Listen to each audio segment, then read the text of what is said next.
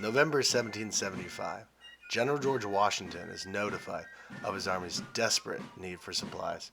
Washington will use you, colonial militias, to secretly raid supplies at a British fort over the course of 10 nights. Supplies are then to be dropped off at the quartermaster's office, where the militia with the best inventory gains the most currency for their colony. Godspeed. Welcome to Patriots. This is a game of set collection, simultaneous actions, and trading. Patriots takes 30 to 45 minutes to play, ages 8 and up, with a player count of 3 to 6. Each player count utilizes a different board setup. 6 players, 5 players, 4 players, 3 players. The game takes place over 10 rounds called nights. Gameplay consists of all players simultaneously placing Patriots at locations within the British fort. Once placed, players can move their Patriots to different locations within the fort. By strategically moving their Patriots, players can affect what barrels they retrieve, as well as what barrels their opponents retrieve. Patriots will then claim barrels dependent on their rank, indicated by the number on each piece.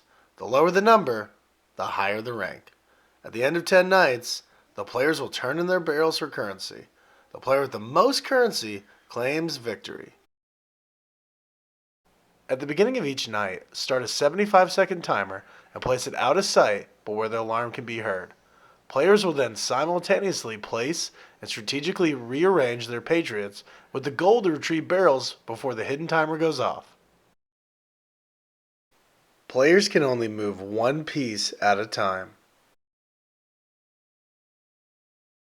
Multiple Patriots from the same militia can be at a location. After placing Patriots on the board, players are free to move them to different locations.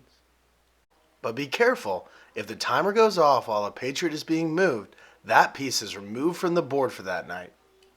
The round pieces on the board, known as the French, are universally shared by all players. During gameplay, players can move any of the French soldiers in the same manner as the Patriots. However, it comes at a cost. Players must pay 1 order to the center of the board to move a French piece. When the timer goes off, the player with the lowest numbered Patriot at the same location as the French soldier with the spyglass symbol is assigned the spyglass token. That player is given the task of resetting the board later in the round during the trading phase. After the spyglass token is given to a player, flip 1 card from the location deck and the action deck. The action will then occur at that location. Retreat. Retrieve no supplies. Wander. Retrieve a supply from the bag instead of the fort. Bounty. Retrieve 2 supplies. 1 from the board, 1 from the bag. The number next to each location indicates how many cards of that location are in the deck. This provides insight into where the action could occur. After the action at the location, players retrieve barrels. At each location, place the barrel closest to the Patriots on the lowest number. Place the next barrel on the next lowest number.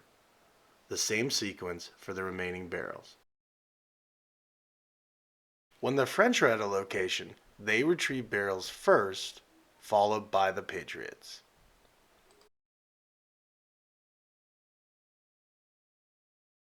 When all Patriots and their barrels have been removed from the board, trading can begin. Players are free to trade any quantity of barrels or orders. Trading ends when the player with the spyglass token finishes resetting the board with barrels. That player is prohibited from trading. At the end of the 10th night, the game is over and scoring is calculated. The supplies at the top earn currency through sets, while corn is calculated based on what other players have. An even amount of ale barrels earns you 8 currency per barrel. Fabric barrels are a race to see who has the most, and having the fewest medical supplies will lose you currency. Any unused orders are 1 currency per order. The player with the most currency is the victor.